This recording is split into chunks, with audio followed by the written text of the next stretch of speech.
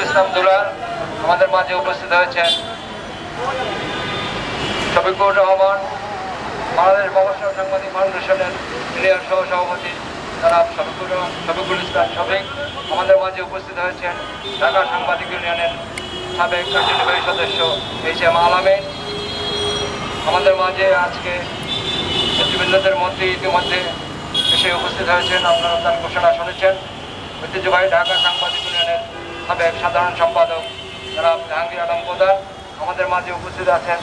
মফস্বল সাংবাদিক ফাউন্ডেশনের শোকসভার সংগ্রামী সভাপতি প্রিয় সহকর্মী মোহাম্মদ জাকির হোসেন, উপস্থিত সংগঠনের সহসভাপতি হুমায়ুন কবির, সাংগঠনিক সম্পাদক SM তাজুল ইসলাম, শফিক ভাই, মোনায়েম ভাই সহ উপস্থিত ফাউন্ডেশনের নেতৃবৃন্দ ও সহকর্মী বন্ধুগণ, আসসালামু আলাইকুম। আজকে মফস্বল সাংবাদিক ফাউন্ডেশন যে দাবি জানিয়েছে এবং আজকের নেতৃবৃন্দ এখানে যে দাবিগুলো উত্থাপন করেছেন, আমি তাদের এই দাবিগুলির সাথে একমত পোষণ করছি। আমি অনতি বিলম্বে যে 5 জন সাংবাদিককে পৈশাচিক কায়দায় হত্যা করা হয়েছে গুলির মধ্য দিয়ে, সুষ্ঠু বিচারের মাধ্যমে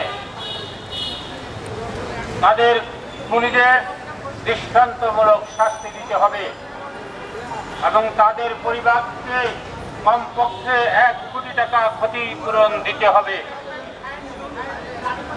আর যারা আহত হয়েছেন কর্মরত সেই সাংবাদিক বন্ধুদের সুচিকিৎসার ব্যবস্থা করতে হবে এবং চিকিৎসার পর তাদেরকে এমনভাবে পুনর্বাসন করতে হবে যেন তাদের কোনো দিকে কারো কাছে হাত ফেলতে না হয়। এটা তাদের অধিকার। এই দেশ, এই জাতি, এই দেশের গণতন্ত্র, মানবাধিকার, মানবিক মূল্যবোধ এবং ন্যায় বিচার প্রতিষ্ঠার জন্য তারা রক্ত দিয়েছেন। তাদের রক্ত পিছা যেতে পারে না। তাই আমরা দাবি জানাচ্ছি আমাদের সেই ন্যায়সঙ্গত দাবিগুলো অনতি বিলম্বে যেন পূরণ করা হয়। এছাড়া অন্য মিডিয়াগুলো অনতি বিলম্বে খুলে দেওয়া হোক। মাহমুদুর রহমান, রুহুল আমিন গাজী, শওকত মাহমুদ সহ সাংবাদিক নেতাদের বিরুদ্ধে যেসব মিথ্যা মামলা রয়েছে সেই মামলাগুলো অনতি বিলম্বে নিঃশর্তভাবে প্রত্যাহার করে তাদেরকে সসম্মানে এই জাতির সামনে উপস্থাপন করা হোক দিনের বেশে এবং তাদেরকে সংবর্ধনা দেওয়া হোক রাষ্ট্রের পক্ষ থেকে। কারণ এই সাংবাদিক সমাজই এই দেশি সরকারের বিরুদ্ধে সবার আগে রাস্তায় নেমেছে, আন্দোলন সংগ্রাম করেছে এবং তাদের ক্রুজার লেখনী অব্যাহত রেখেছে। তাদের ক্রুজার লেখনীর কারণে, তাদের প্রতিবাদ প্রতিরোধের কারণে একের পর এক গণমাধ্যমের উপরে সরকার একের পর এক প্রয়োগ করেছে এবং একের পর এক মিডিয়া বন্ধ করে দিয়েছে। একের পর এক সাংবাদিককে বিনা দোষে কারাগারে নিক্ষেপ করেছে। আজকে সময় এসেছে আর যেন কোনো দুরাচার, কোনো পেছি কোনদিন কখনো সাংবাদিক তথা গণতন্ত্র কমিটির উপরে কোন রকম অত্যাচার নির্যাতনের দুঃসাহস করতে না পারে, সেজন্য এসব খুনিদের দৃষ্টান্তমূলক শাস্তির আওতায় আনতে হবে। আমরা মফস্বল ফাউন্ডেশনের পক্ষ থেকে যে দাবিগুলি আমরা বর্তমান সরকারের কাছে তুলে ধরছি, আমরা আশা রাখি অনতি বিলম্বে আমাদের দাবিগুলো পূরণ করা হবে।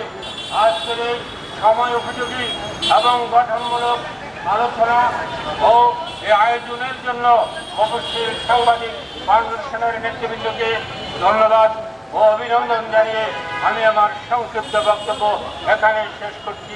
আল্লাহ হাফেজ। এবং বন্ধুরা, নেতৃবৃন্দ বক্তব্য রেখেছেন, আমি বেশি বক্তব্য রাখবো না। আমার 2-3টি কথা শুধু আমি বলি আমার বক্তব্য শেষ করব এবং আজকের এই সমাবেশ সমাপ্তি ঘোষণা করব। জুলাই আন্দোলনে যে সমস্ত সাংবাদিক হত্যা হয়েছে এবং সেই সাথে যারা ছাত্র জনতা নিহত হয়েছে তাদের সকলকে জাতীয় বীর হিসাবে ঘোষণা করতে হবে। দ্বিতীয়, অন্তর্বর্তী সরকারের কাছে আমাদের একটি দাবি,